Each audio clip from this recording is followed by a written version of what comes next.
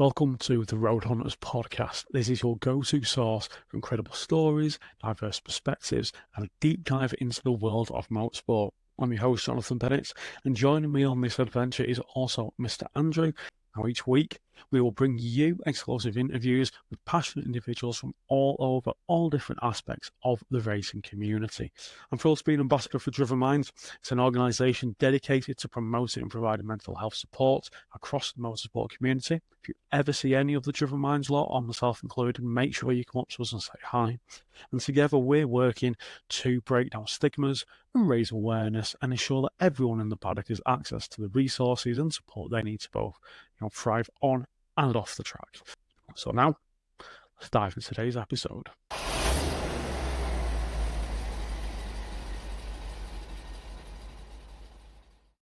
Oh, I always like the countdown. It makes me fun. I know we are back with another week of the Road Hunters podcast, and we are here with Corey Padgett, and it's going to be a good one. A rallycross lover and passion. So I think to a little introduction, and obviously feel free on there, and these are the things we're going to talk about. We're looking at World Motorsport Games driver, Junior Rallycross, Super Modified, Super 1600 Rallycross driver, someone who is obviously come right through in a Rallycross family. So yeah, a little bit of an introduction to yourself, please, Corey. Well, obviously, as you said, I'm Corey Padgett. Rallycross is who I am. I've never been anything else but Rallycross. I've driven just about every sort of configuration there is of race cars. I've driven different championships, but Rallycross has always stuck with me. This year, I'm copying my dad. Both in identical cars. I think his is slightly quicker as he beat me at Blyton, but that won't be happening again, as I told him. So, yeah. No, it's good. And you're still obviously very young. I mean, how old are you now? I turned 18 in January. Yeah, so you've had a long sort of time driving. You've not started young, like I said, with the Rallycross family, with your dad also driving. And it's cool to see. And for anybody who has seen, although this will be a couple of weeks from when we're recording now, this is out, the current promotion for Pembury is you and your dad, both in the C2s, going at it, which I think was a really cool shot. Yeah. I think it was a Kev shot, wasn't it? Yeah, it was Kev. Kev always is out there. The legend that is Kev Hutch. Yeah, exactly. It's always good. And that was actually on our way to it was my first ever heat, and it was on our way to our first ever 1-2 finish over Oldman Supermods, which is the quickest really cool heat one time out of everyone. So yeah. I remember seeing that, and obviously doing that step up, which we'll go into, stepping up from the junior into that kind of level of car. And I think them being on it straight away, I think is really good. So we're going to go into a little icebreaker with some, I always say quick fire questions, but I'm going to not say that and just stick with icebreaker this time because I don't do quick fire questions. Yeah, they're not quick. So Andy's going to roll through them, and this is what we give to everybody, loosen you up a little bit, get to know a little bit about you. So over to you, Andy. Let's have it. So first one, what's one of your favourite cars of all time? Oh, I'm going to go with one I've driven, and it's going to be the Yakar Crosscar. Ooh. It was just, if you've got to describe what it's like being on the ragged edge, the Crosscar was it, because you couldn't blink. I think for 2 laps I didn't breathe. Excellent. Because you just didn't have time. Love it. And it was a phenomenal car, and we've hopefully got some stuff in the works, which I'm not going to say anything yet, but we might be back out in the Crosscar again. Excellent. We'll be up for that. It's a real big thing that I want to drive, the Crosscar, because it should be a bucket list car. You have been saying it a lot recently. I've said it ever since I think I first watched probably like a Rallycross Nordic event and just went, what are these things that they are pedaling like that? That is insane. And it's a motorbike engine, and it's just, stood still, you look and think, that looks a bit daft. It does. And then you see it go, and you're like, wow, that is phenomenal. And being inside of one was phenomenal. So it was terrifying. Inside of one. I am trying to lose weight, actually, so that'll probably help when I finally get there. A bit on the large side. Should be an incentive. Yeah, exactly. I mean, the main incentive is so I could go karting against him as well, and he actually weighs half of me. So I put all my excuses down to that. Not that I'm just shit. I've got a few like that as well. Definitely. Next one, Andy. Where would you love to drive it? That same car. Hollius again. It's called a magic weekend for a reason. It is magic. Yeah. Even I went with my dad when he raced in, I think it was 2015 or 2014, and even as I think I was like 10 or 11. I can't be bothered doing the maths. It was, even then, it hit me of like how important Rallycross was to these people. And a dream of mine is to have that sort of atmosphere in the UK. Because if we can get that hype around it, it'll be an unbeatable sport. Yes. You know, definitely. As I said in Top Gear, no one would ever watch golf again. No. What's the point? It's I mean, I'm biased, but it is the most entertaining sport, motorsport, or just sport in general, to watch. There is nothing like it. And when you see the tracks like Holliers and the undulation and the changes, or even, Lydden, especially with Lydden now, I'm all for the jump. Awesome. Yeah. Lydden is such a cool track. It's epic. It's epic. We do. Yeah. Anyway, before I go off on more tangents about how I need to make Rallycross now move a little bit back. That's later conversation. Anyway, that's later. Go, Andy, before we get sidetracked. What's the most embarrassing thing that's ever happened to you at a motorsport event? I meant to actually take this question out, Oh, well, too late. Well, it's in now. I've got a good one. It's my final ever event in the Swift, and it was the last final. I'd already got P3 in the championship, so I thought I'm just going to try and get it as sideways as possible, and I did. And then on the cool down lap, you know how the final corner, when you come off, you go like that, and then you go up. Handbrake turned it, and it did a really cool slide. And then it snapped back and went into a load of tyres on the cool down lap. And oops. I've never been more red-faced in my life, and I'm glad. And I thought, I'm glad I'm getting rid of this next year, so no one recognises me. That's awesome. Everybody. Max Langmaid walked over and was like, "Was that you? Are you all right?" I went, "Yeah, I tried to handbrake turn." Yeah, no, it won't be. No, everybody knows now, so no excuses now. Yes, if you were at Knock Hill, I was that idiot in the white Swift. Excellent. If you could compete in any motorsport event from the past, which one and why? Ooh, that's a very, very difficult one. Hence why I don't call them quickfire questions anymore, because I realise I don't do it very well. It should be more like brain teasers or something. Yeah. There's just so many good ones to pick from, like the big title fight in Latvia between Solberg and Ekstrom.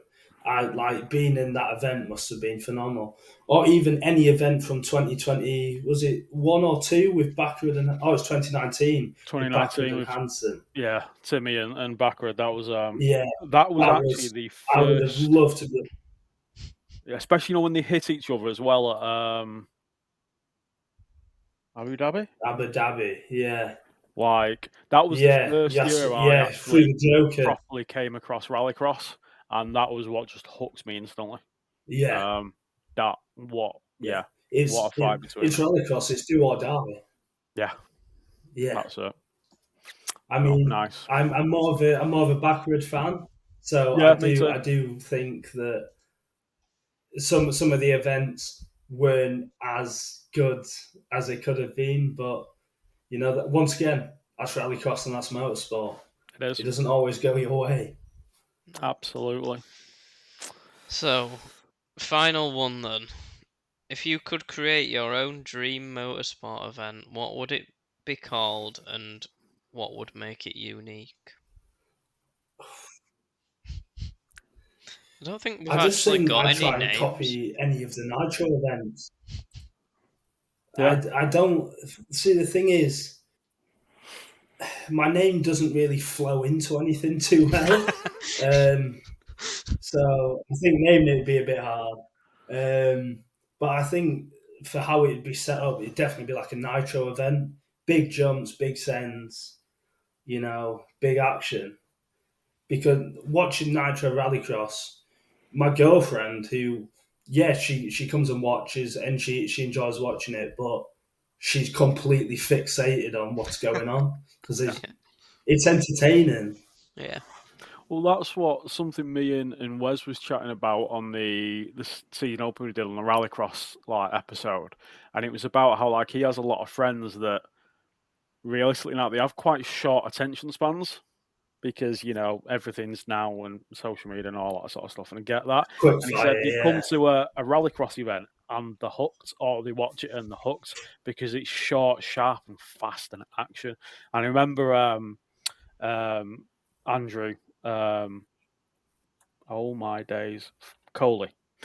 He once said to us that, he said, to be fair, you can get away sometimes with a boring rallycross race to commentate because in 3 minutes it's another one anyway, so it's fine. You just blag it. Yeah. I mean, Yeah. for someone like me, who I've got ADHD, so the attention span on me isn't great. But even growing up as a kid who were very hard to entertain anyway, Yeah. I would happily just stand there for hours watching the rallycross because it's not like an F1 race where you watch the same fella. It's like a parade. Yep. For 70 laps, whereas the rallycross, like Heat 3 with me, Gary Cook, and Todd, we've traded positions about 30 times in 4 laps. At Suzuka, I think there was only 40 overtakes in 70 laps. I think it was something he likes that crap, as you can tell with the picture actually, behind him. I don't watch I've not even watched it this year, so. Oh, that's good. I can't even bear to watch the highlights anymore. Well, yeah, exactly. That's what I think. There's 2 overtakes, and it'll be Max Verstappen crossing the line in first again. Exactly. These are when it were good. Oh, back in its glory days. To be fair, I probably did watch it back then. To be fair, but I had to watch the highlights. Yeah. From back then, I just think to rallycross, rallying, drifting, and a bit of GT cars every now and again. Right, so that's that then. Did we actually get out what your race would be? Oh yeah, Nitro. That was it. Nitro inspired. I love it. See, ADHD. I'd probably make the name as well. Yeah, why not? Just do a deal with them. Nitro Europe. I don't think anybody's actually come up with a name yet. Padgett Playground. There you go. Yeah. Got one. Yeah, we love it. It's not great, but it's a start. It's something to work on. It is. It's a start. It's like we said earlier. We'll make. I wish you'd said nothing there. Yeah. Just make an epic rallycross. We need something like the Rallycross Nordic. I know it's not called Rallycross Nordic. What's it called? Rally X. It's Rally X. Yeah. Yeah, which I can't. I'm sorry, I can't do it. It's just Rallycross Nordic. Their opening weekender, in that extreme weekend or whatever it's called. We need that. Let's do that. Yeah. Don't know where. Don't know how we're going to get the money, but let's just do that. Yeah. Sorted. That's someone else's problem finding them. Like I said, we'll just keep compiling all these ideas that we get, and somebody. And then, we'll sell them to someone who actually has got them. Exactly. Because neither of us three have. Exactly. Yeah. I just want to drive. Yes. All day. So I drive a Swift. As long as we get where we go. Yeah, exactly. So I suppose now moving on, I wanted to talk about World Motorsport Games. Initially, because I think that's a really, really cool thing. So you represented, I suppose it would be, Juby, in Crosscar, if I remember correctly. Crosscar. Junior Yeah. Crosscar, that was it. So tell us about that. What was the kind of the process of that? How did it come about? So I started off racing in autograss, where you've got two juniors classes. You've got saloons and specials. I started off in saloons, and then about 2 years in, my dad made a bet with me if I got a 9 in my English exam, that he'd buy me a junior special. I've been getting 3s all years, so I grafted my absolute nuts off, and I got a 9. And I walked downstairs and I went, "I've seen 4 on Facebook. I've sent you the link." Thing is, Fair right, enough. you need to inspire your son. You find out what is going to inspire them. Perfect parenting. Yeah. Yeah. Yeah. Like, at the minute, I'm grafting at school so I can continue rallycrossing. It's a good incentive. Yeah. Exactly. And so I made that step over into the rear engine rear wheel drive. And because I've got quite an aggressive driving style, it just clicked. Nice. And I was in like a shed built car against Bass winning cars, which is like, you've got Patrick O'Donovan's 208 and you've got Anson's old KA. And I was in the KA. And I was keeping up with them and I was beating my British champions. That's how well I clicked with it. And so the Gwynns very kindly put my name in. They recommended me to drive the Nice. junior cross cars. And because I'd raced the Swifts as well, I knew the rallycross layouts. And so we had a few interviews. I think I was in... It hit during COVID. That's when the interviews were. And I was like 15 at the time, and I was getting interviewed by the biggest names in motorsport UK. And then I heard nothing about it for a couple of months, and I had no idea what was going on. And I thought, well, it's nice to have at least been thought about. And it was a random Wednesday. I just finished playing rugby, got in the van with my dad, who's like, "Oh, there's a letter here for you." I opened it up, and it said, "Corey Padgett, we're pleased to announce that you'll be our driver." I didn't read anymore because I was crying. I had all my friends lined up walking back thinking, right, he's just started crying in the van, is everything all right? But in the letter it said I wasn't allowed to tell anyone until the official announcement. So when they asked me the next day what was up, I was like, oh, nothing. So I just looked like I was a bit insane. All right. And then it got delayed a year because of COVID. Now 16. And then the announcement came out, and I drove a cross car for the first time at an autocross track. Or was it autocross? Yes, it was.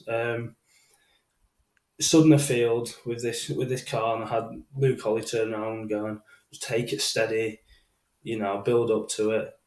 And I went out and I had it on the handbrake, and I was, clutch kicking it, and I was just trying to go as fast as possible. I'm not one to be scared by cars.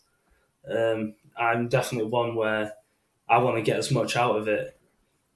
And I won.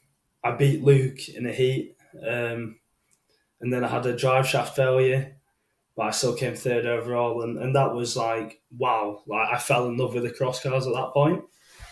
And then we had the BTRDA Rallycross and the cross cars. Yeah. Now, that was a hard event for me because I was driving the Swift as well. Mm-hmm.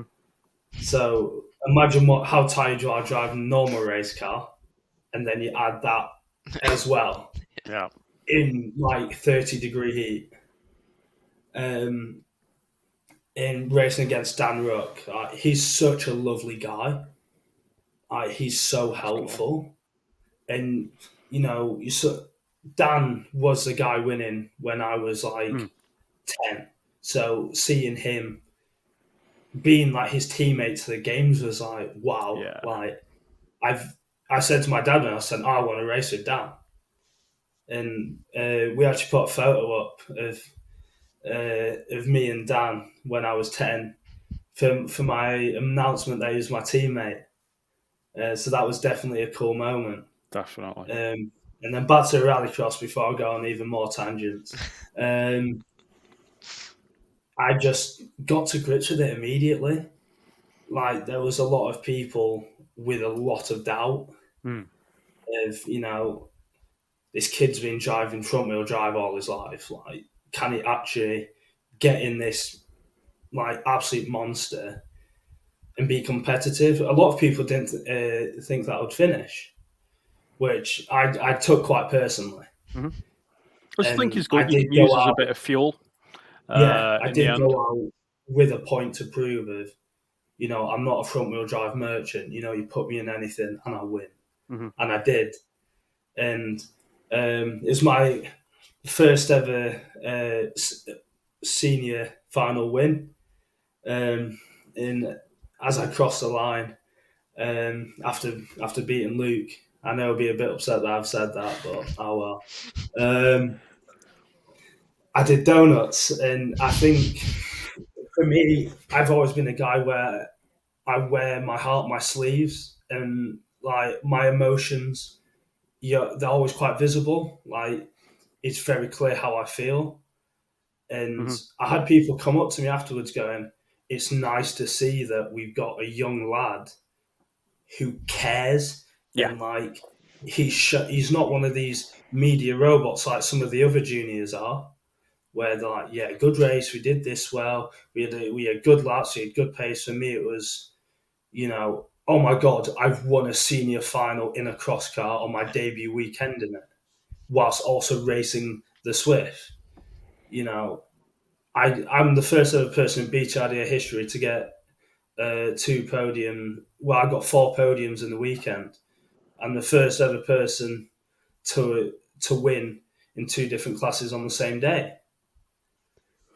So it once again, history making and stuff like that for me will always stick with me. Yeah. And that year I may not have won the junior title, but I think I left a bigger impact on myself and the BTRDA. 100%. Because after the events that me and Dan did, the popularity of the cars just shot up because people saw like how fun they were to drive, because you didn't have the same 2 people every weekend. You had a 16-year-old lad, chucking one around and, big sends and doing donuts. And it looked good for the class. Yeah, 100%. And even Luke said that to me. It does, and the popularity that the FI cars or cross cars have come up with, and obviously now that 5 Nations incorporated them because they had to. It was only going to die if they didn't. They wouldn't have had any RX-150s otherwise. Exactly. It's. I mean, I'm a fan of them. Ask Andy, because I'm always trying to figure out how I can make the money to get them. If I knew how to make money, I'd have a Saxo currently that was driving on rally circuits, not just parked in a farm. But they are, they're a very, I think, a spectator. They've got a Group B feel about them. Yeah, and I mean, if you look at the Rally X, loud. Yeah, when you see them being pedalled around and they're on, wheels up in the air and they're skating sideways and it's, head to head, and it's, I'm all for them in every aspect, and hopefully I want to try and do a bit more video stuff with them as well, and then obviously drive them eventually. So that's cool. So kind of going off the autograss kind of upbringing for those that don't know. So it's kind of oval, dirt based, like you say, going into those specials. How did you find the change from the autograss special to the cross car? Was it quite a natural change, or was there a development process you had to go through it slightly? I mean, I've always liked a bit of like a looser car. I've always liked it when it steps out on me, and I think we saw that at Blyton where a lot of the other cars were quite stiff, whereas mine was very, very soft, and it suits who I am. But I think with the junior special it was just learning how to do the slide and how to keep it in the slide and how to keep it facing the same way. The Crosscar, sorry, you just can't compare anything to them because nothing else is like them. There's nothing else in the world that has just got that pure power. I mean, I felt like it was beating me up. I felt like I owed it money. It was throwing me around, and it was, but I think having that on the mud, in the wet, getting the special sideways, it just, my driving ability just went that extra level. Like, you C2 in the wet, I had it completely sideways, and I caught it and that's all because of driving like the cross cars and the specials. It just adds that extra level. Yeah, definitely. There's always something to be learned from driving something like that, or something sort of low power and pushing it to its sort of absolute limits. It's not like the Rallycross Swift compared to the C2. You can't compare a Swift to a C2, but the basics are very similar. Yeah. You've got very similar racing lines. You've got very similar corners. They just come at you a lot faster. Yeah, that's true. So going into that, then obviously, So obviously you competed some time as a junior rallycross driver, which is in the Swift. So that's is it a 1300 or 1400? It is a 1300, yeah. Yeah, 1300. It's a spec series. So talk us through that. What was that kind of like? I suppose getting into that and the initial aspects with the Gwyn's kind of controlling that, who are obviously very well-known people. And I suppose for younger drivers coming through, rallycross is one of those sports they can get into it young. 14, if I remember. 13 now. Is it? So what was that like going into that then? Because obviously, really, it's also grass and rallycross. I think from the age aspect that you can do that. Yeah. So what was that as a young teenager, effectively, kind of going into that? What was that like for you?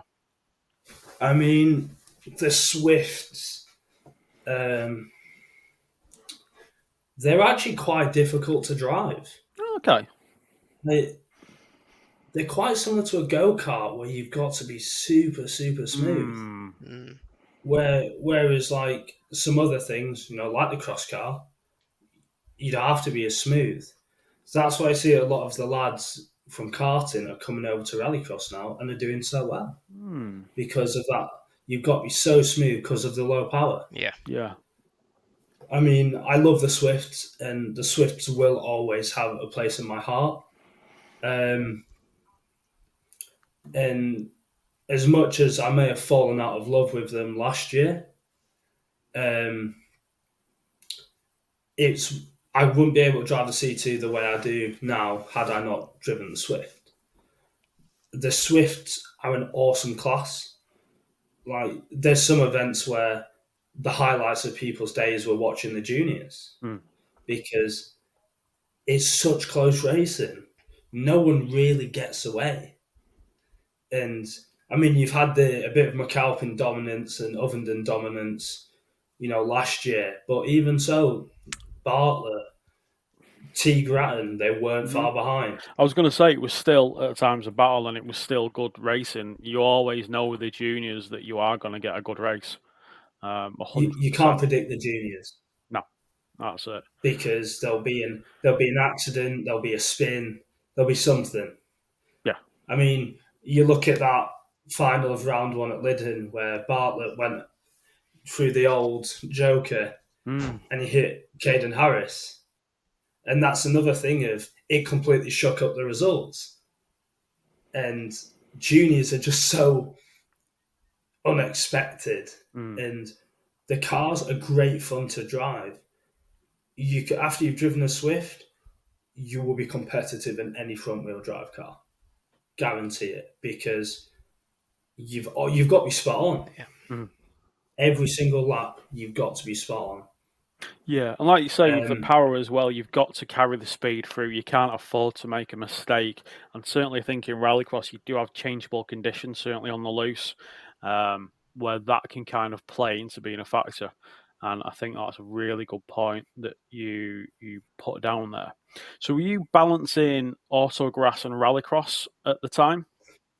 in my first 2 years, yes, Hmm. because I was still old enough to race autocross, and obviously I wanted to race rallycross. And I think at first it helped, and then it hindered Hmm. because I'd end up driving. It took me a race weekend to get out of driving the rallycross car, like the grass car, and it became an evil, and it sort of messed with my mental health a bit.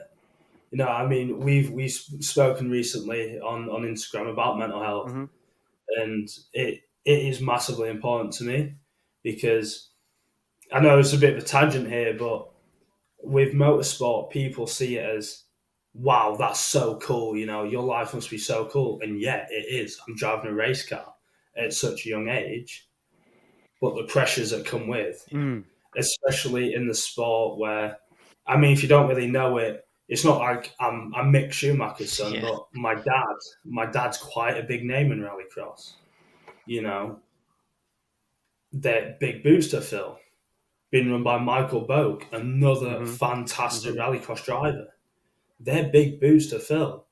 So when you're coming fifth, sixth every weekend because you're driving it like a grass car, and as well you're also 14, 15, and there's lots going on in your life, it really affected me. And the Swifts were very helpful with it. They helped as much as they could, but I, it was just that thing of where I think I had to go through it to Mm. sort of be a bit more To like, you sort know of what? realise. Yeah. Yeah. But it was my second year in Rallycross. My first full year, because obviously my first year was a bit COVID riddled. So my second year, and I started off the season really strong. You know, I started off with podiums, third, seconds, and then I got to the halfway mark of the season, and it went downhill because I was driving it more and more like a grass car, Yeah. Mm. and everyone else was just getting quicker. And I'd gone from getting seconds, thirds, fighting for wins in heats to who's come fifth again. You know, a person who he beat by 12 seconds in the first round is just beating him. And especially for a young lad, where now when I look back, I can look and go, you know what? It should have been assigned to me that maybe let's cut back the grass in a bit. Hope. But back then it was, I need to get in the Yeah. car more. I need to get back in the car. You know, I'm falling behind. And it was just a vicious cycle. It's a trapped on the Wi-Fi. Is he gone? Is he back? I can hear you. Can you hear Corey? Nope. No, that's all right then. I was thinking. You're back. I'm Excellent. back. You are. Yeah, I think that's something I wanted to ask you with that. You know, as a young person, 14, 15, 16 growing up, there's so much happening to, you as a person maturing, body wise, hormonal, biologically wise, as well as the fact we have the press. You come to schools, colleges. There's an awful lot where, and this is one of my things with the schooling system. You got to raise your hand to go for a piss, but then you're also being told what you got to do for the rest of your life. All these kind of things, and like you say, and then you've got those pressures on. Did you kind of initially feel like, right, I'm going to do this, and this is going to be easy to some degree, or did you go in and go, well, I know, like my dad's done it, and we're in the MB team and everything. Was it and initially you went in all guns blazing, and then it kind of hit, or was there that apprehension initially? Do you think? I mean, for the first full year, it was that thing of I'd had 6 autographs events before the first round, Mm-hmm. and I'd been top 2 in all of them.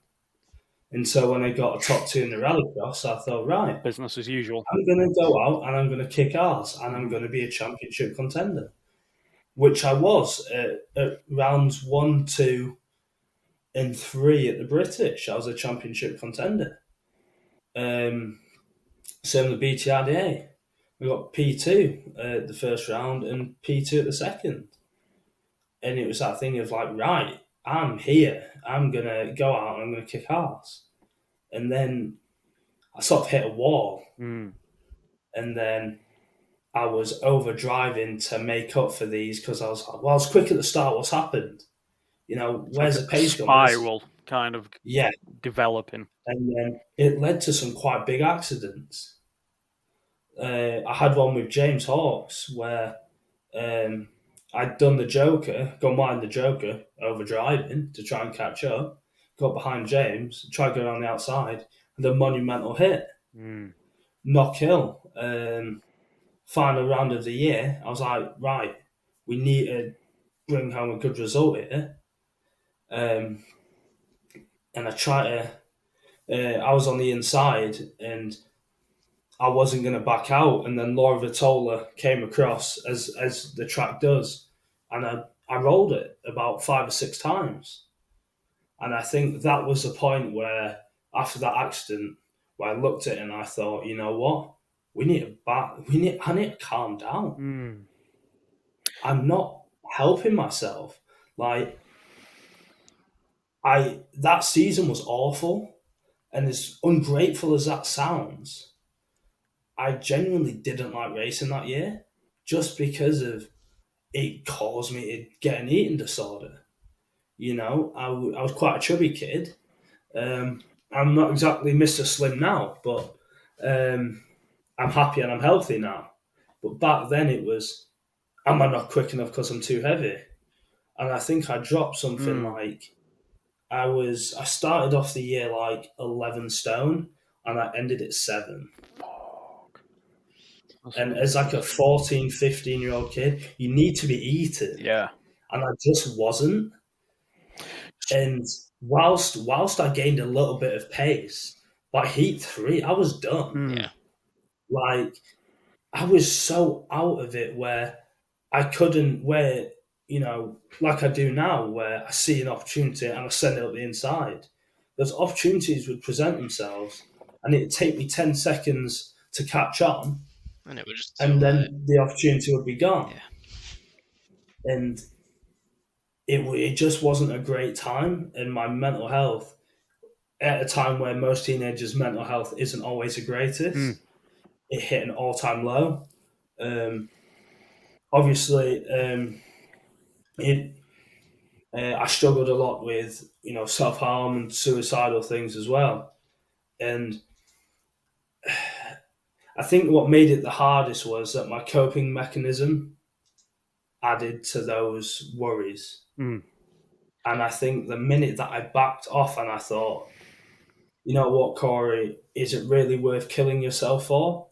And I was like, what happened to being giddy in the van on the way down? You know, and the next year I went in with that approach. I got second at round 1 and I won round 2. I think that's it. You make an interesting point as well. Obviously, a young, teenager, you know, at the time, and you are going through a lot. And I, you know, with my sort of level 4 university students, so they're 18, 19, there's an awful lot of mental health issues going on. There's a lot of pressures going on. And, you know, you don't necessarily know what's going on with people in terms of their personal life. And I know myself, I came from a very poor upbringing. Andy's gone. Fair enough. He'll be back, I'm sure. Yeah. He'll be great. And, you know, so this is quite an interesting point. So you're kind of 15, 16 and you're kind of going through this and you've got this probably different pressures from other people, like you say, coping mechanisms, And I think a lot more people have probably been there than will admit. Did you find any kind of support at all? Was there anywhere you could go to? I think my main problem was it's the typical men Yes. stigma about mental health of why am I feeling like this? Yep. Men aren't supposed to feel like this. And that isn't because my dad said something. My dad's super supportive about it, as is my mum, as is the rest of my family. Fantastic. That's It brilliant. was just men, especially women too. Women also do this, but you see it a lot more with men, where they're like, I'm not being manly. And that's what I thought. And I was like, I'm not going to turn around to my friends and go, I'm struggling here, I'm struggling being a teenager whilst also trying to balance being a racing driver. Because number one, a lot of my friends at school just they wouldn't get it, Mm-hmm. and a lot of them still don't. A lot of them are still quite uneducated on it and about the time and effort, sacrifices that you go through. Like I had my first ever sleepover like 3 months ago. Right. I've never been to uh, like a house party or anything. I don't have loads of friends because I couldn't come out and hang out on the weekend because my weekend consisted of racing, Mm-hmm. and they didn't get it. And I think not being very popular also added to that struggle. And obviously the body image, like I still struggle with it now. Like there's still definitely times where I look in the mirror and I think I'm not very happy. But back then it was really bad, Yeah. to the point of we were at Pembury doing a double header, and I think all I ate was one bacon sandwich over 2 days, which even as a normal person sitting down all day, Mm-hmm. that isn't enough. Never mind That's racing it. a Yeah. car. Heightened heart rate, hormones, adrenaline. Sorry. Everything's going through. I think, and what you're saying there is, I think, is one of the most important things, because there is a manly thing that we still have in this society and in a lot of cultures. You grit and bear and burn and carry on, and I know certainly, I've done that, and coming through as a teenager, a teenager with, well, raising a cult, alcoholic parents, stuff about sexuality and things like that. There was an awful lot to kind of do, and I appreciate your honesty and putting yourself out. And I'm really grateful that you're opening up on this, Corey, and thank you very much. But I think that's the thing. You can take these real world issues that are going on with you, like you say, with the body dysmorphia, because I think in any age, and certainly now, there's so much put on young and teenagers coming through on images and the portrayal of life, and then you put on that these, you live in this dream, but you're not quite seeing these aspects. And like you say, with your weekends They are see away. they see the glamour. Yeah, that's it. It's like, oh wow, Corey, you've a bit like France when I went and did the games. Mm. Wow, Corey, you've been in France and you've represented your country. I was up until 2 o'clock in the morning crying. Yeah. Just because of how scared and how nervous I was. Absolutely. Obviously, we did really well, and I fought my absolute hardest, and I gave it my all. But I got P3 in one of the sessions, and that was so good for me, and I think that put me back on the track to where I needed to be. I was already on a really good year because I'd had a really good racing year, and I was recovering and I was coming back from that really tough year that I had. But still, people were like, "Wow, that's been so cool!" Like And when you turn around and you go, oh, I'm struggling, people go, you're a racing driver. You go and race cars. You know, what are you complaining about? People can't eat. Yeah, I've never said people out there don't have struggles. But to me, that was a struggle. Just because other people are struggling more doesn't mean that you have to put your own struggles down. And that's something that I really, really try and advocate of. Yeah. Don't think that, oh, because people are struggling to feed themselves, your struggle isn't valid. Everyone's struggle is valid, no matter how big or how small. And to be told, especially as a young lad, that my struggle wasn't valid or it wasn't allowed for me to be okay or to be sad or to have these feelings by adults who were supposed to be there to tell me that these feelings are okay. Yeah. That wasn't good. And I think that's where a lot of these young athletes suffer, because they're told that they're living this dream life. Yes.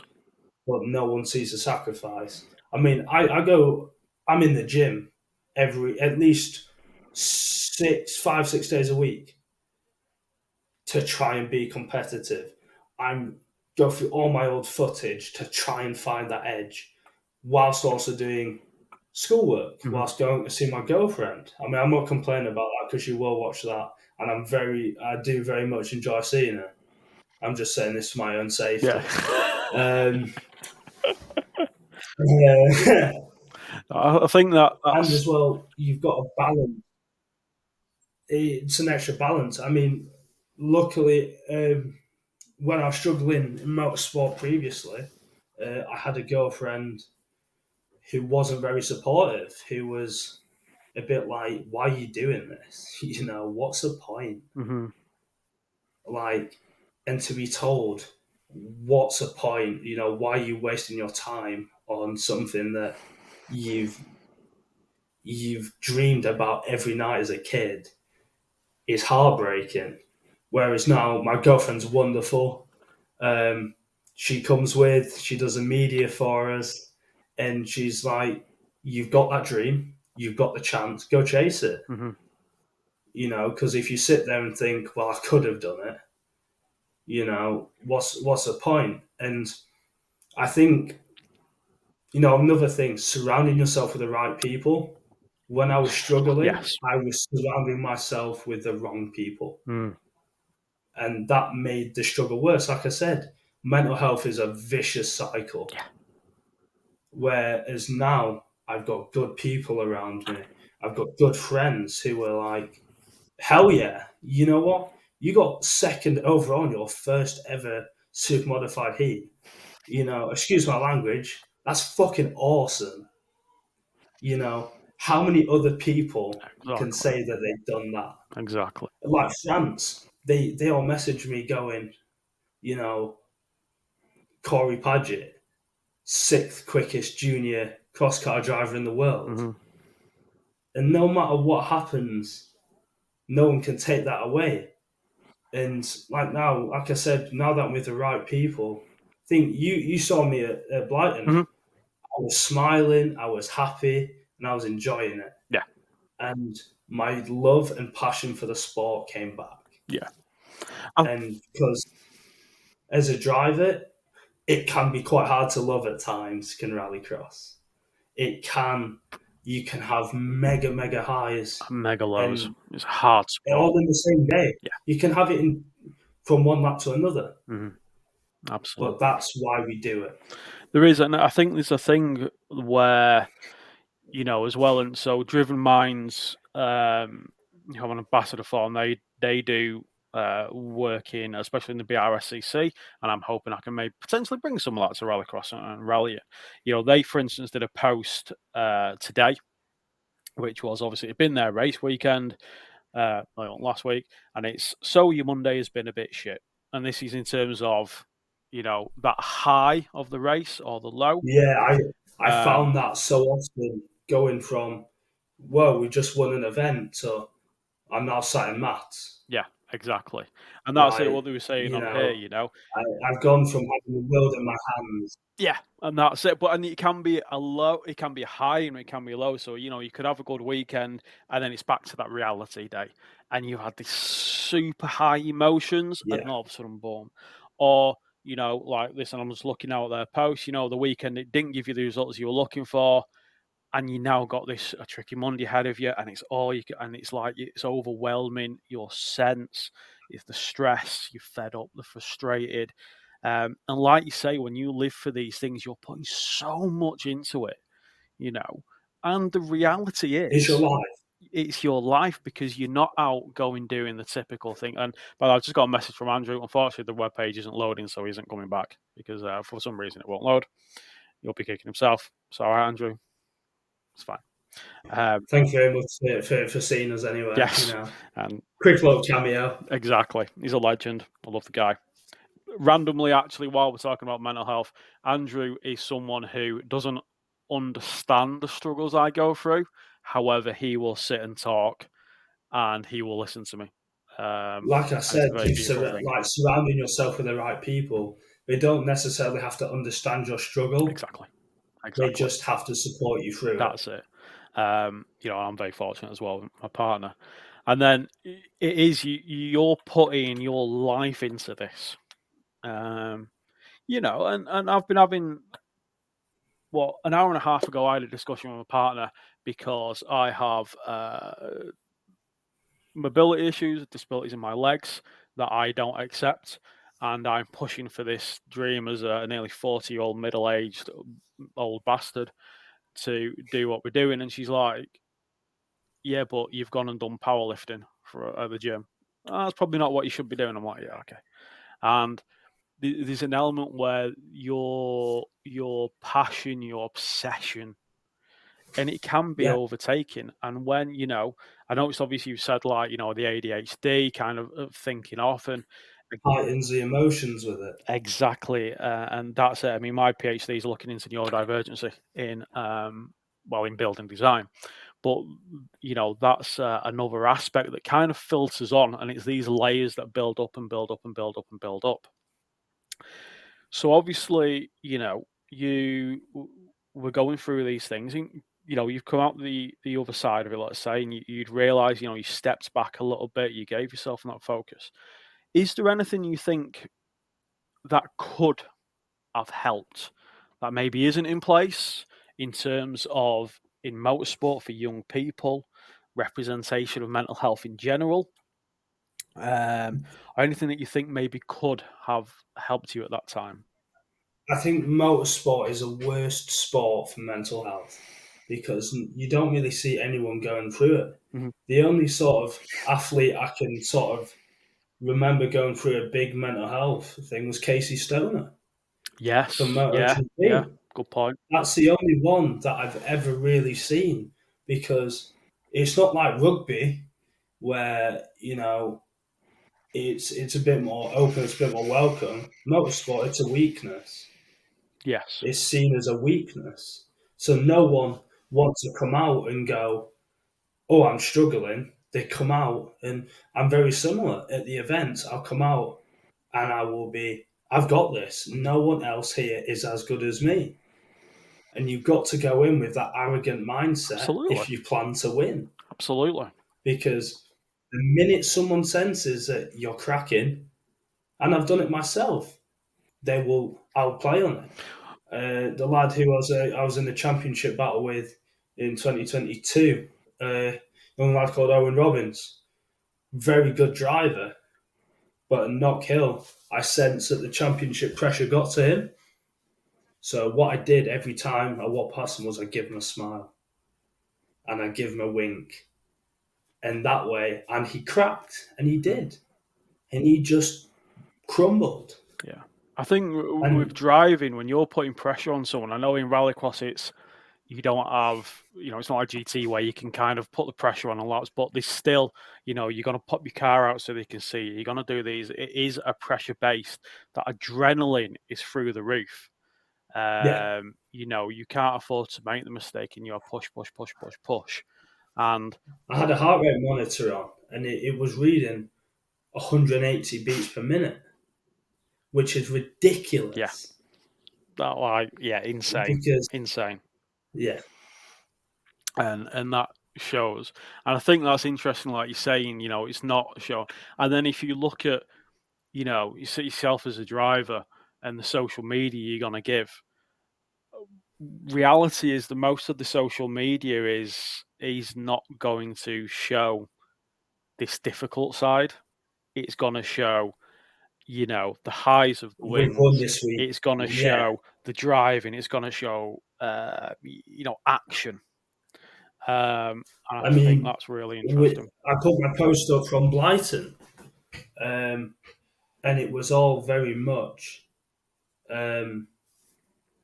We've had a really strong weekend, father and son. Yeah, very strong. I had an issue in the final where I only had 2/3 of the revs available to me. I remember saying that. Yeah, and whilst I played on that on the story, and I was like, yeah, we still had this, but we still got fourth overall. Like, people know I'm here. I got out of that car and I was in tears. I was devastated. Yeah, because I'd worked so hard all day. Front row start for the final in your Supermod debut. Cry, that's good going. Yeah. And then to have that all stripped away from you through no fault of your own. I was sat down sobbing because, and once again, not many people know this because I don't want to come across, not that I don't want to come across, but I didn't want people to see me crying at the event because I didn't know how people would take it. But it was a thing where I'd had very big highs and yet I had very, very big lows. Yeah.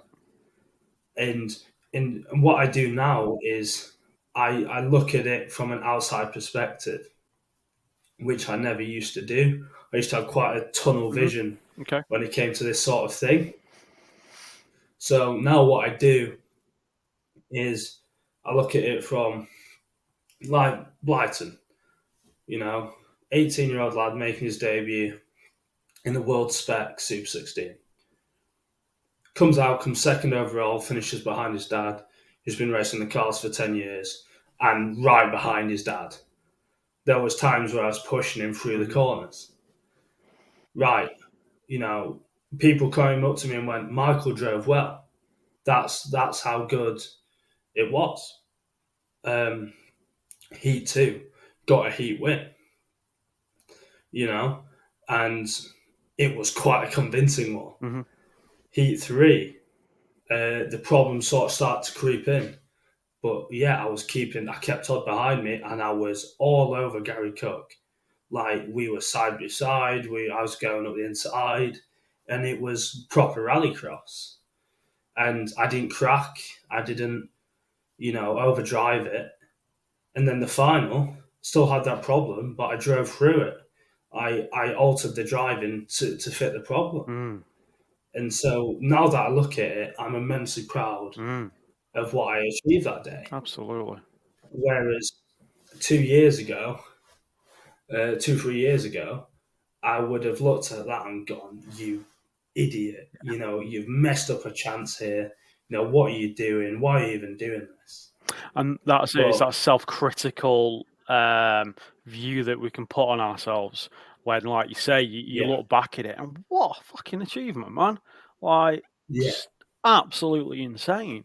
But we can put that critical thing where we will pick ourselves apart. And again, it's something that we don't discuss, we don't talk about. And yeah, that's interesting. So just to go on, I suppose, a little bit actually into your move into super modified. So you're racing in BTRDA in the super modified class with the 1600 class, going up directly against your lad. So slightly change of subject, but we're coming up to an hour, I guess. But talk us through that. What was the choice to go into the Super 1600? So we had literally run the juniors to the death. Yeah. Like, even if I wanted to do it this year, I was too old. And so we had 3 main options. I said a supercar, and my dad told me, stop being an idiot. and be sensible. Yeah, Michael's just got his one, hasn't he? Yeah, Boak's just got his one. Yeah, well, I saw that and I was like, oh. So we had three main options. We had a BMW Mini. Mm-hmm. That was a choice. Yep. Good competitive and I've series. driven one before at a test play. It's a fantastic car, fantastic class. Cross cars, I'm a proven winner. Yeah. You know, do we go back out and try challenge for the title? And then Michael's C2 was sat there. And Dad actually owns half of it. Okay. With another fella called David Watt. And so we looked at the cross car, but the cross car comes with a £30,000 bill. Yep. And that, no one, unless your last name is O'Donovan or Ovenden, no one's got that sort of money. Hence, otherwise I would be driving one this year. Yeah. And then we looked at the Mini, and I was like, yeah, it's an alright class. But then we remembered the C2. You know, it's a world spec car. You know, it's clicky box. They're fantastic in Go Race Supermods. Yeah. And obviously for me, growing up watching Dad race a C2, the C2 has always been that. The C2 is my supercar. That's what I tell people. Yeah. You know, I'm never going to have the sort of money to run a supercar. But, you know, running a C2 in the dry, they can get very similar lap times. Yeah, they're incredibly fast. Can the 1600s, the supercars. And so we looked at it and we thought, you know what, let's do it. You know, it may not have been the best financial investment, but Rallycross isn't. No one goes into Rallycross to make money. Yeah, if you're a clubman racing driver, I think, period, you don't go in it to have money because it's all gone. Without a doubt. Yeah. You're skint week in, week out. So we took it out for a test, and Dad was really nervous about it, obviously, because it's a lot of money, but also because would I be able to handle it? Big step up from a 1300 Swift. Big step up. Yeah. And we went and did a javelin track day at Blyton, and instantly I just clicked. Like, the car suits me so well, and I think people could see that. I feel confident in the car. I feel quick, and yeah, it's just the step up. Yeah, it's a major leap, but because I've got those basics from the Swifts, it means that I can get into this sort of car and be competitive. Nice. Yes, there's still lots of things I need to improve, but I've got a good base. Yeah. So you got a good team around you as well. You know, the MB Motorsport boys are phenomenal. Absolutely. Like, genuinely, if you want a car building and you want it right and you want to win, you go see Michael.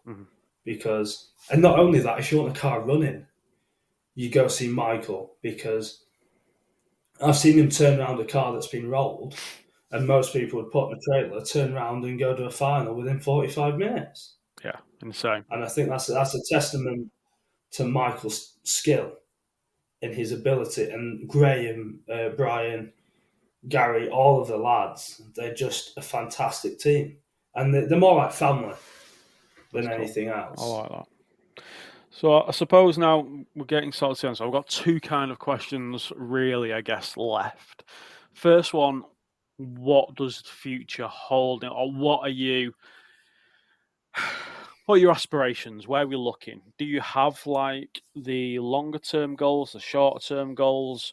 And obviously, you know, if you've got things obviously in the pipeline, we're not always have to spill necessarily those, but what are we looking at the future of Corey Padgett? I think Corey Padgett is going to be a super national driver. And I think the aim for me is to go out and make my name as a super national driver. You know, I'm never going to have the money for a supercar. And you know what? I don't care. I would argue You know, Super National is one of the most exciting classes when it's done right. Let's look at it Rally is. X. And all the cars are so unique, so it's a proper battle throughout the year. Mm-hmm. And it's just, in my eyes, the Super National drivers are as good, if not better, than the supercar drivers. Because Hal said one of the easiest cars he's ever driven was a supercar. Yeah. Because you point and shoot. Yeah. Whereas a Super National, you've got to fight it more. You've got to set it up more for the corners. Yeah. I found, you see Patrick can take the same line again and again and again because of the four-wheel drive will pull him out of it. Yeah. Whereas with me, I had to place a C2 differently every lap. Yeah. So for me, Super Nationals is where I want to make my name. I want to go get the budget to go do Rally X Nordic. I would love to go and show what British talent can do. Because other than Patrick and Liam, and sometimes Ollie Bennett when he's not going off in a strop, we haven't really had much British talent. No. And we've certainly not had any in the Super National category. Yeah. Yeah, that's true. That's where I want to go. I want to go be like I did at the Worlds in France. I went into France, no one knew who I was, and I was told by many people, but even the French kid turned around to me and he was like, "Oh, you do know you're going to finish last." Nah, and mate. I was like, "Oh, cheers, mate. My name's Corey. Nice to meet you." And it was that thing of, I think as a rallycross, community, we're quite underestimated. Yeah. Especially compared to like Sweden, France, Norway, where they've got these powerhouses. Yeah, churning out drivers, churning out tracks. Yeah, like you've got 20 Johan Christoffersons, where they're exactly the same. Whereas the UK, we produce more showmen. Yeah, like I'm you down don't for get that. them often. I'm down for that. You don't get them often, but when they come along, you remember them. Like at France, I'm going to keep going back to France because it's phenomenal. I went out and I got third in practice in the world, and everyone went from looking at me and going, "Oh, look at him, he's just happy to be here," to, "Oh, this kid can drive." Thierry Neuville, a WRC driver, came up to me and was like, "You're one of the most talented juniors I've ever met." And for a man of his talent and his ability to come and say that to someone like me, a kid who started off in a grassy field in Scarborough, for Thierry Neuville to turn around to me and go, "If you're a year younger, you'd be in my junior development program." He was like, and we still, me and the Live Live team and me and Thierry still talk occasionally. Excellent. And we're still trying to put some things in motion. But to have a WRC driver come up to me, and as well as all this other amazing talent that was there, it's my first ever time in that Life Live Crosscar. And I ended up getting 6th in the world final. I made the world final. In the history books, I'm the highest ever ranked Briton in autocross. And that's so cool to be.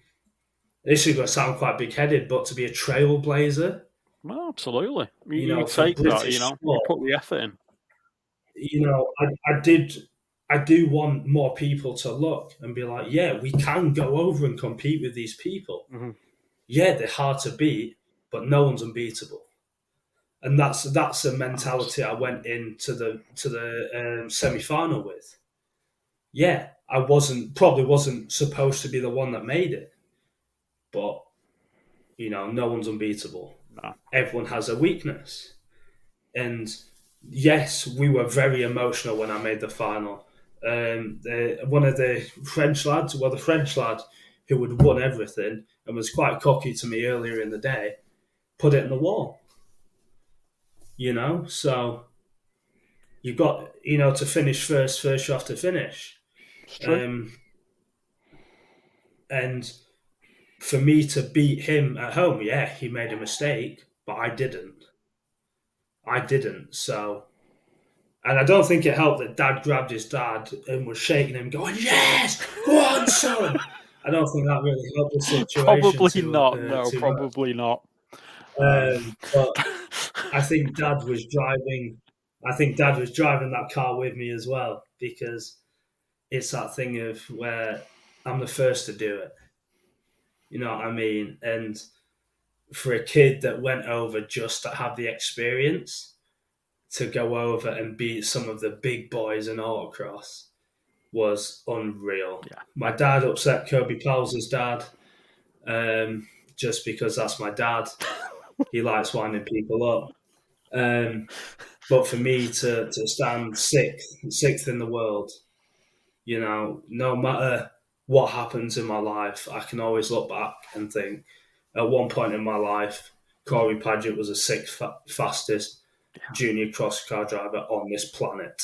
Yeah, that's and the fact of going to represent, like the nation in the world, that's not something that comes every day. And I think you have every right to tell as many stories as you want.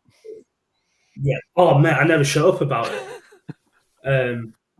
But I had 3 dreams in my first year of school, year 1. We were told to write down 3 dreams. Some people put to be a doctor or to be a singer. Mine was, I remember them to this day. Mine was win a rallycross event. Done. Represent my country. Done. And being a race team with my dad. Those were the big 3 for me.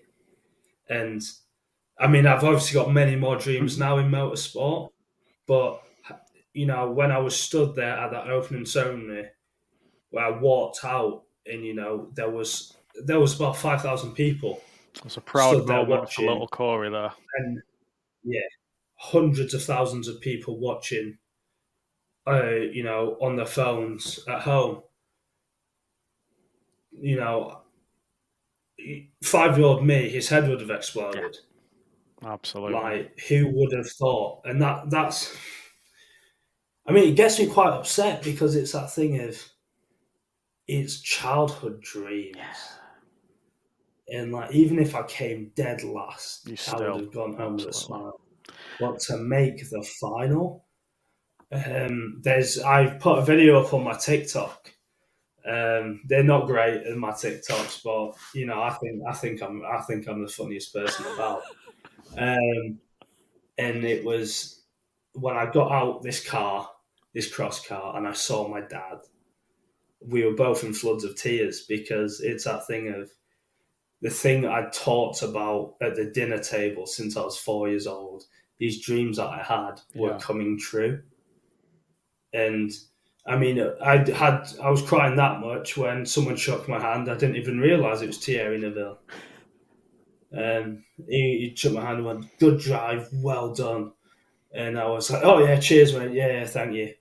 And I turned around, and then it was only when I clocked on, I was like, "Oh my goodness, that's WRC driver Thierry Neuville." The man. Sorry, Mr. Neuville. I was a bit emotional there, but that's another thing he said.